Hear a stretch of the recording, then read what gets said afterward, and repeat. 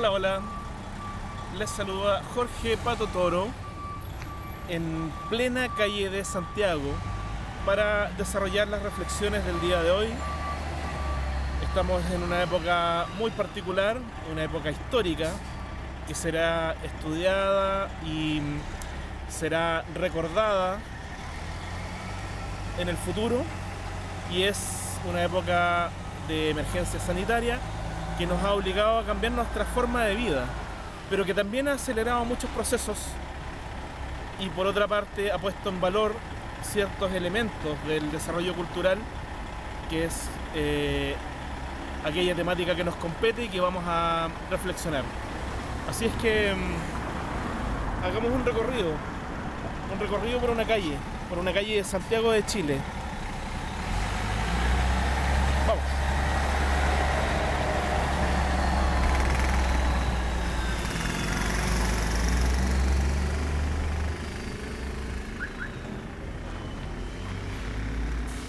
Hasta hace 30 años atrás, las calles de Santiago estaban inmaculadas. No había mayor intervención. Tal vez de vez en cuando uno veía afiches, por ejemplo, de conciertos de rock, no muchos. Uno que otro rayado de carácter político-social, pero no lo que hoy conocemos como arte urbano, como graffiti, como tag, como arte de la calle, como street art. A mí me gusta arte urbano porque creo que mezcla dos palabras que a mí me parecen muy importantes: arte, creación, creatividad, mucha imaginación, y urbano, que es el tipo de vida que nos ha tocado vivir, la vida en las ciudades, la vida en un contacto estrecho con nuestra comunidad. Y es por eso que es interesante que en las calles aparezcan este tipo de obras. Los artistas actuales, si bien hay muchos que desarrollan obras en museos, desarrollan obras en centros culturales, también hay muchos artistas que deciden trabajar de forma anónima y con dineros propios, con sus propios presupuestos, comprar materiales para intervenir calles, por ejemplo. Veamos esto. Este en particular me parece muy interesante porque usa colores muy interesantes. La gama de colores está muy bien planteada, con cálidos, fríos, figuras geométricas. El rostro está muy bien desarrollado.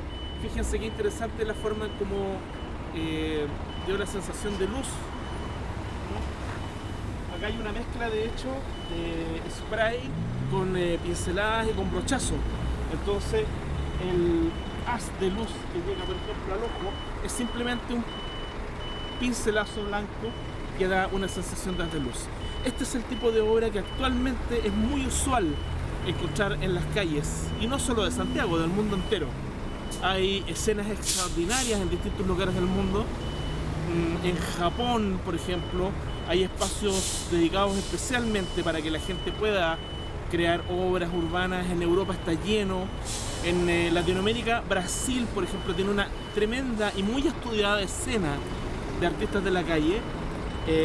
Y lo interesante es que, como se trata de artistas anónimos, las investigaciones generalmente son complejas porque no se tiene certeza de quiénes sean estos artistas, de qué forma están vinculados entre ellos, qué tipo de red han articulado para poder crear sus obras en la calle.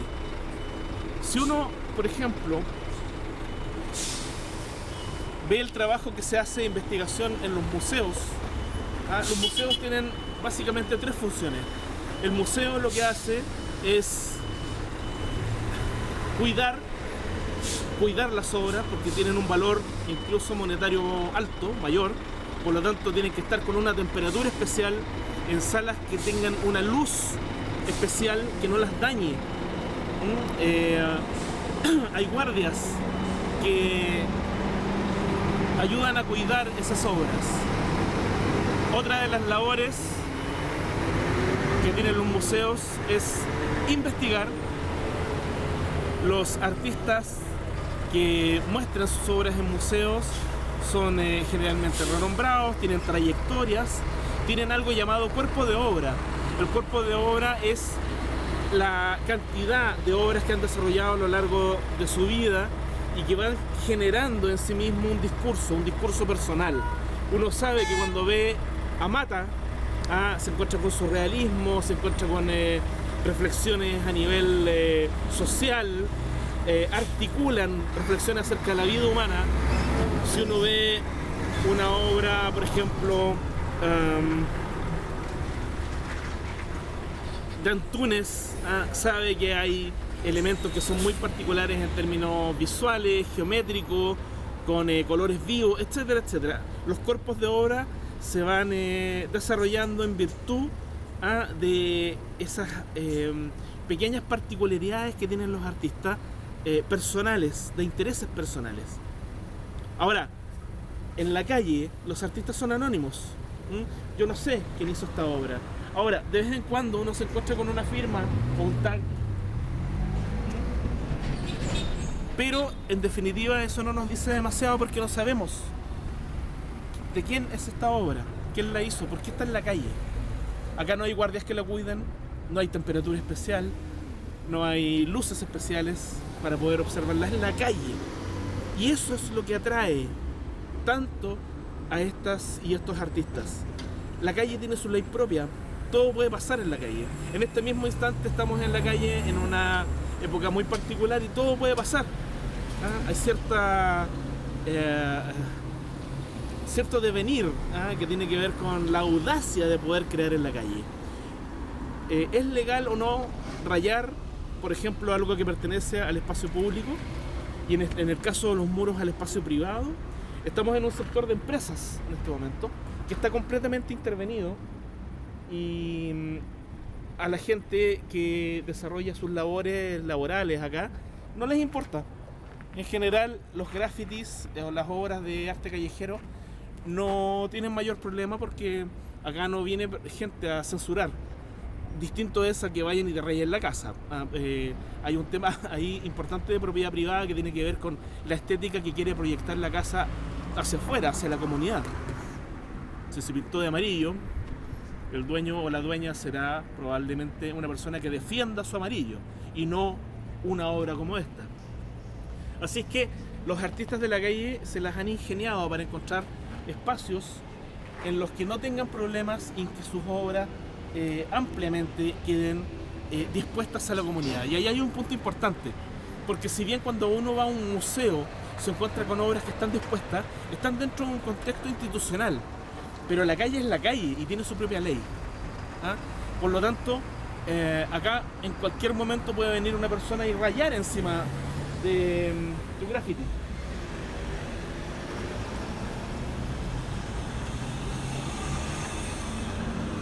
Acá, por ejemplo, hubo otro graffiti. Y detrás de ese, probablemente muchos más que estuvieron presentes, pero que fueron cubiertos. A mí me consta que en Chile, y por la experiencia que he tenido entrevistando a distintos artistas de la calle, hay cierto respeto. Se intenta, dentro de lo posible, no cubrir el trabajo del otro, no dañarlo, no intervenirlo. Sin embargo, eso va variando según las épocas y según las personas. Entonces, es interesantísimo cómo las capas van sucediéndose una tras otra, generando obras nuevas que van apareciendo, y las antiguas, bueno, quedan ocultas detrás de esas capas. ¿Cómo evitar que eso se pierda? A través del registro audiovisual o el registro particularmente fotográfico. En la actualidad, de hecho, hay editoriales importantes en el mundo que se dedican a fotografiar grafitis en distintas épocas. Entonces uno puede, por último, tener un libro que habla al respecto del graffiti de cierta ciudad en cierta fecha, en una década o tal vez dentro del año. Y eso es súper importante. Y otra de las plataformas que se utiliza particularmente en la actualidad es, gracias a las nuevas tecnologías, el uso de, primero, Fotologs, que son páginas que ya no existen, o actualmente Flirks, Facebook, Instagram, etcétera, etcétera. Todas esas plataformas sirven para hacer un resguardo fotográfico de lo que estuvo alguna vez en la calle y que luego desapareció.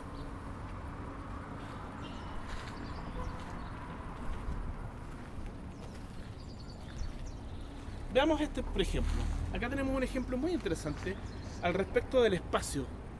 Porque si bien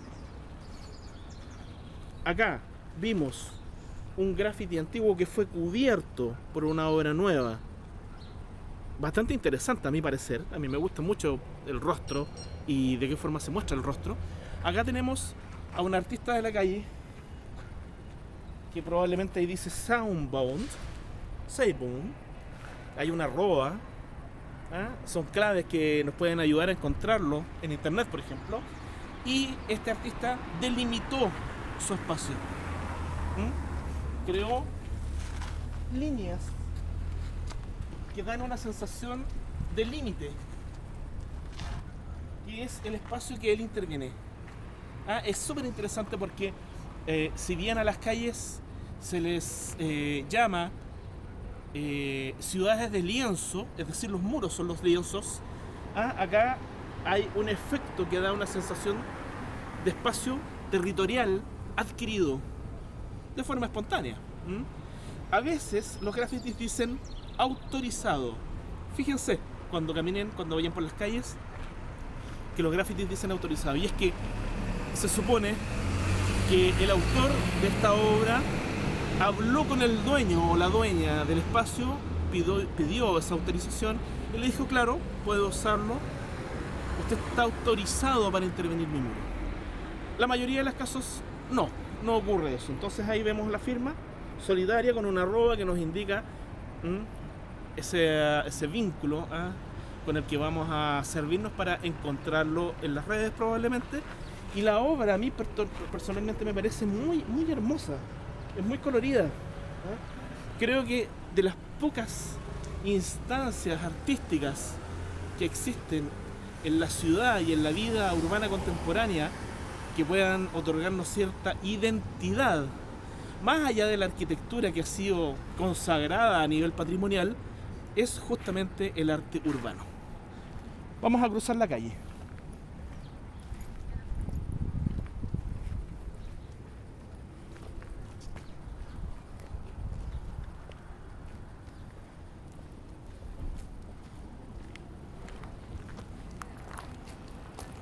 Por lo tanto, si uno entra a un museo y se encuentra con un espacio especialmente habilitado para mostrar obras de arte, para disfrutarlas, para estudiarlas, para cuidarlas, investigarlas y promoverlas, acciones propias del espacio museal, en la calle nos encontramos con grafitis o arte urbano que está rodeado de sitios industriales, todo tipo de chimeneas, ventanas, rejas, basura, escombros, pisos de tierra.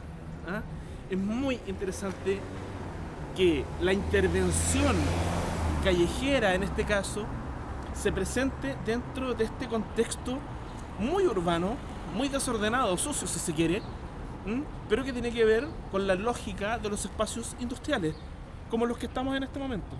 Si echamos una mirada alrededor, nos vamos a encontrar que si bien hay departamentos, también hay muchos espacios con características estéticas industriales. De ahí se entiende que el arte urbano esté muy relacionado con ese tipo de lógicas estéticas.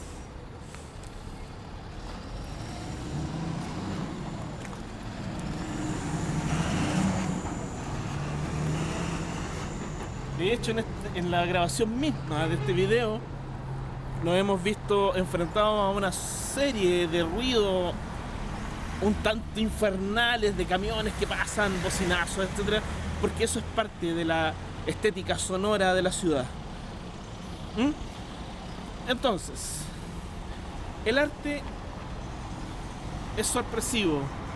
El arte en la actualidad, en el siglo XXI, en plenos procesos de transformación, positivas y en algunos casos complicadas como las que estamos pasando en la actualidad, nos dan luces y perspectivas al respecto de la imaginación de artistas que en algunos casos tienen cuerpo de obra, tienen trayectoria y en otros casos son anónimos.